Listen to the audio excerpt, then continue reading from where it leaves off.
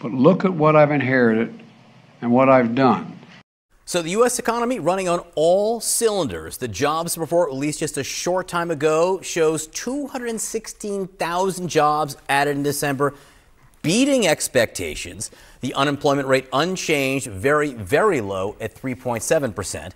Joining me now is Treasury Secretary Janet Yellen. Madam Secretary, thank you so much for being with us. We keep saying beating expectations, beating expectations. Why do people keep underestimating this economy? Well, there has been a lot of pessimism about the economy that's really proven unwarranted. There has been a lot of pessimism about the economy that's really proven unwarranted. Oh, really? A growing number of Americans are found to be working multiple jobs these days. That's according to the October jobs report from the Labor Department.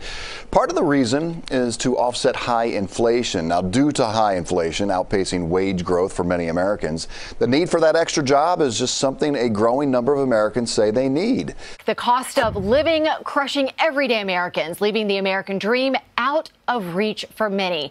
Rent and housing costs continue to rise in November. Shelter costs up more than 18% since President Biden took office.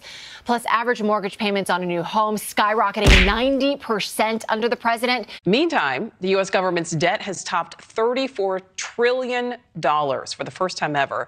The figure is the total amount of outstanding borrowing by the U.S. federal government accumulated over the nation's history. The U.S. has seen, of course, that rapid recent rise in interest rates, which made it much more expensive to tackle the debt. It's estimated the government spends $2 billion a day on debt interest payments alone. And folks, we're just getting started.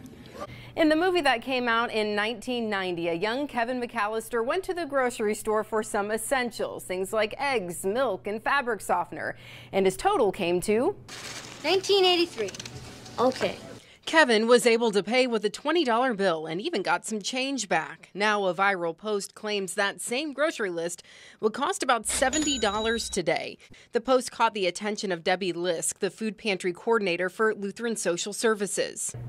I was laughing because it's so true. It's so true. Even when I go to the grocery store, I'm thinking, oh my goodness, it's so significant, just the difference in last year and this year. Beating expectations. Why do people keep underestimating this economy?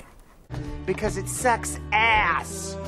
There has been a lot of pessimism about the economy that's really proven unwarranted. We did it, Joe.